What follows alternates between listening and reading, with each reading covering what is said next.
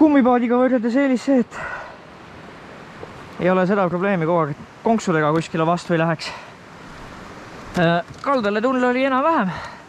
Ma kujutan ette, et kui endal oleks massi üle 100 kilo või miskit sellist, võib-olla suurematel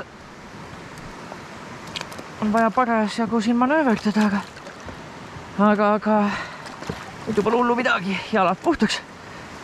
Siin tuleb pärast niikuinii neid okkaid ja asju kõrvaldada, et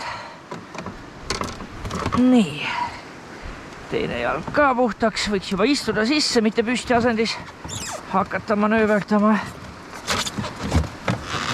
Ehk siis palju asju, mida võib-olla ei peaks tegema. Nii, spinning. Selle saame kuskile panna. Siin on, siia käivad igast riidvahoided ja muud asjad juurde ja iiste soovitati padi alla panna ja muidu peekindel padi olema, et see võib-olla oleks okei, aga mina saan niisama hakkama, et ei hullu. Vast, ma loodan. Näis. Nüüd ma lähen sõidan. Või noh, spinna tuleb panna nii, et ma seda esimese hooga kuskil pooleks ei sõidaks.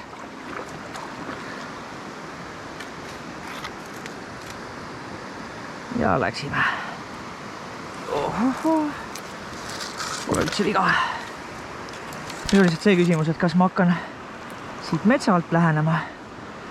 Sügavust, ma ikka siin tammi taga kalda peal on. Üldiselt siin sai käia eelmine aasta, eelmine aasta sai käia siin kohas, siin ei saanud, siin oli juba vesi, üle-eelmine aasta siin mööda kallast käia.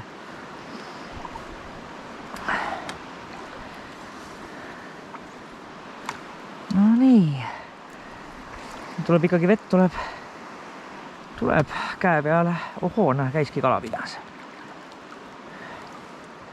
Pidurdame, see oli väike kala muidugi, aga teinekord, kus on väikest kala, seal võib olla suurt ka. See mõte ka, et kas siukses kohas lendõngega saaks püüda sellise kajakiga või mitte, aga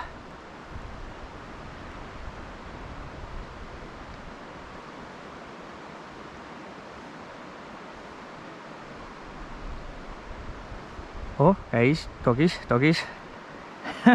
Ahah, siuke 15 seit. Päris lahe. Super luks, teate, see on äge. Ja kohe kala järel.